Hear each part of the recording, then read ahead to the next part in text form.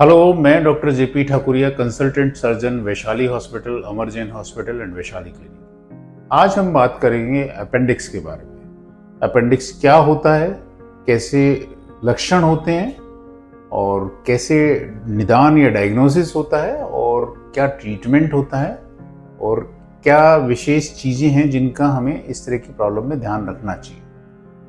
तो अपेंडिक्स एक जो है आंत से जुड़ा हुआ एक अवशेष अंग या रूडिमेंट्री ऑर्गन होता है, जिसमें कि कई बार क्या भोजन के कण फंसने से या कुछ और अन्य कारणों से इन्फ्लेमेशन और इन्फेक्शन हो जाता है। उसकी वजह से अपेंडिक्स में सूजन हो जाती है, उसमें कई बार रुकावट होके मवाद पड़ जाती है और इन्फेक्शन पेट में फैल जाता है। तो वो अपेंडिसाइटिस की जो है बीमारी का लक्षण होता है और वो उसी को हम अपेंडिसाइटिस बोलते हैं। पेशेंट को यूजुअली जब इस तरह की प्रॉब्लम होती है तो पेट के दाएं निचले हिस्से में पेट दर्द होता है, मिचली या उल्टी आती है और बुखार होता है। ये अपेंडिसाइटिस का एक क्लासिकल ट्रायड होता है, जो कि एक लक्षण अपेंडिसाइटिस का करैक्टरिस्टिक होता है। जहाँ तक निदान का सवाल है, सबसे पहले चिकित्सक को दिखाने के बाद में चिकित्सक अपने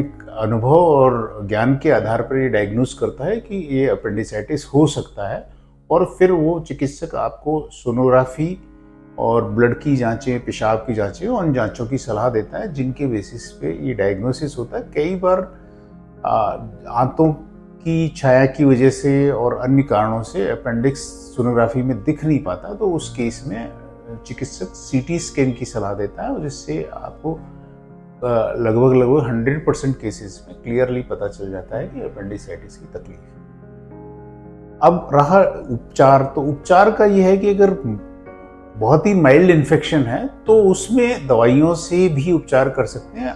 पर होता क्या है, most of the time patient जब पेट दर्द होता है तो शुरू में वो बहुत ही लाइटली लेता है कि कोई गैस की वजह से और किसी अन्य कारणों से पेट दर्द हो रहा होगा, तो वो यूजुअली चिकित्सक के पास दूसरे या तीसरे दिन प्रेजेंट करता है। तो उस उतने दिन तक उस बीमारी के बने रहने से अपेंडिक्स में सूजन हो जाती है, गांठ बन जाती है या अपेंडिक्स फट जाती है और मवाद पेट में फैल जाती है, और पूरा इन्फेक्शन अगर पेट में फैल जाता है तो उसको अपेंडिकुलर पेरिटोनाइटिस बोलते हैं। इस तरह की सिचुएशंस हो जाती है, तो इन तरह की सिचुएशंस में पेशेंट का ऑपरेशन जरूरी हो जाता है।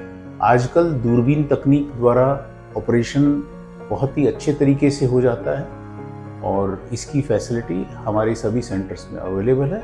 आपसे अनुरोध है कि आप इस बीमारी को लाइटली नहीं लें, तुरंत अपने चिकित्सक से संपर्क करें और उसका जिस तरह से भी निदान हो सकता है उस तरह से निदान करवाएं। धन्यवाद।